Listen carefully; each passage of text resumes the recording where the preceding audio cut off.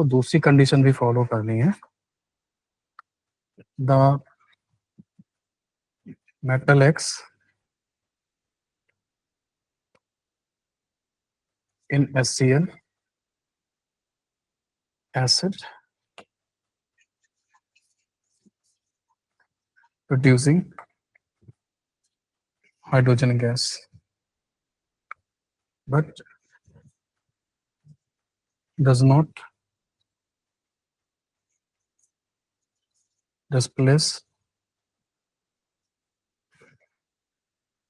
either of zinc 2 plus ion or Fe2 plus ion.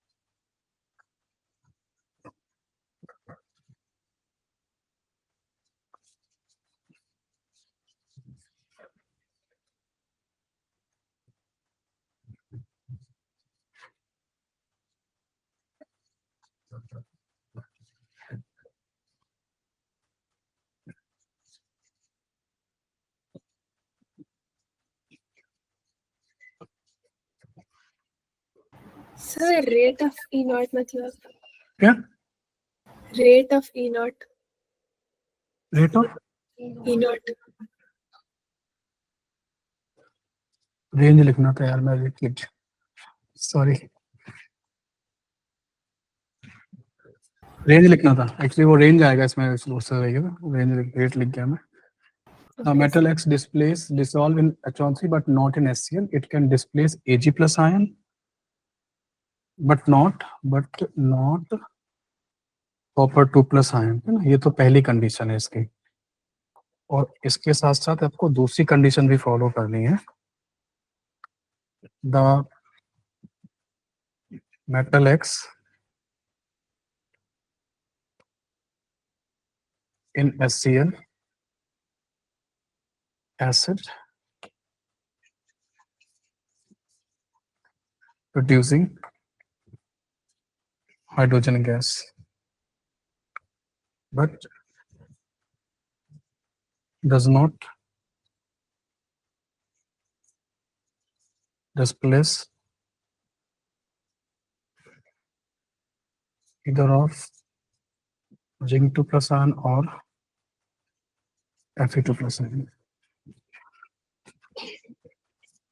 Given है आपको, data आपको दिया जा रहा है, और वो डेटा है ई not of Ag plus 2 Ag 0.8 volt, E naught of copper 2 plus 2 copper 0.34 volt, E naught of zinc 2 plus 2 zinc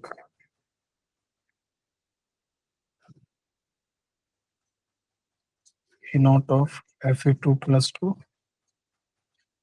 Fe minus का 0.44 volt, E naught of NO3 minus ion to NO 0.96 volt। करो इसको, इससे भी आपका concept बनेगा। The metal is dissolve in H1C। जब भी कोई मेटल डिसॉल्व होगा, आप इस बात से एग्री करते हो कि उसका ऑक्सीडेशन हो रहा होगा। से जिंक है, जिंक को डिसॉल्व होना है तो उसे क्या बनना पड़ेगा, Zn2 प्लस बनना पड़ेगा। कॉपर को अगर डिसॉल्व होना है तो क्या बनना पड़ेगा, CO2 प्लस बनना पड़ेगा। ठीक है, आयरन को Fe2 प्लस या Fe3 प्लस बनना पड़ेगा।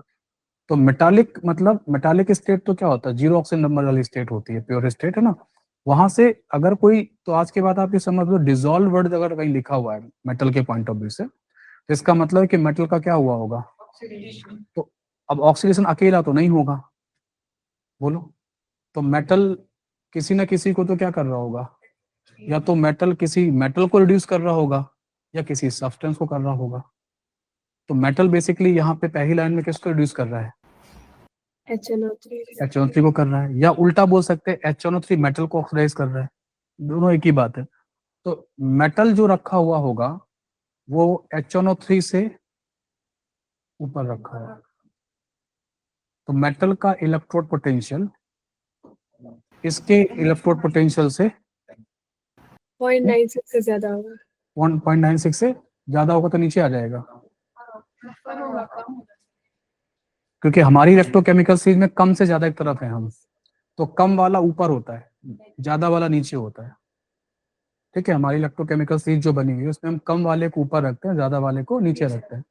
तो अगर इलेक्ट्रोकेमिकल सीरीज के पॉइंट ऑफ व्यू से चले तो ये जो नाइट्रेट आयन से एनो जो लिखा हुआ है इससे ऊपर होगा, है ना, ऊपर होगा तो कम वैल्यू होगी, तो 0.96 से क्या कर देना, कम कर देना, बोलो। ठीक है, तो जो ई नॉट वैल्यू, तो पहले वाले से क्या आंसर निकल के आ रहा है, फर्स्ट वाले से ई नॉट की वैल्यू जो होनी चाहिए एक्स की वो क्या होनी चाहिए, लेस देन 0. बट कह रहा है बट नॉट HCl, HCl में रिजॉल्व नहीं हो रहा है, HCl से नीचे होगा। HCl से नीचे का मतलब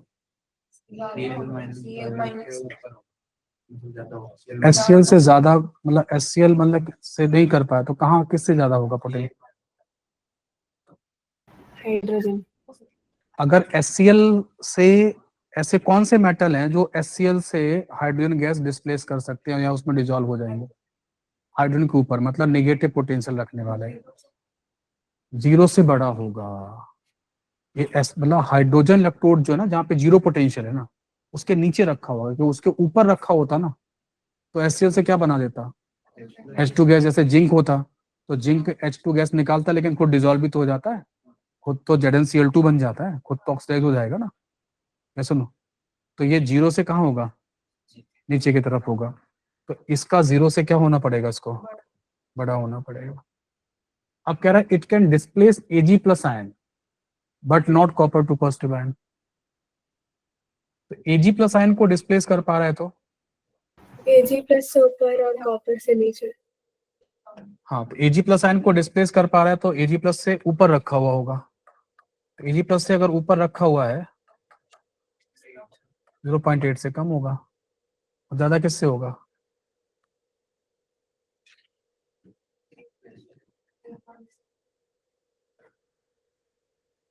बोलो। और ये दोनों कंडीशन क्या करनी है आपको, एक साथ सेटिस्फाई करनी, तो फिर इंटरसेक्शन ले लो, कौन सा आंसर दे दोगे, जी दे दो आंसर, ये वाला आंसर हो जाएगा।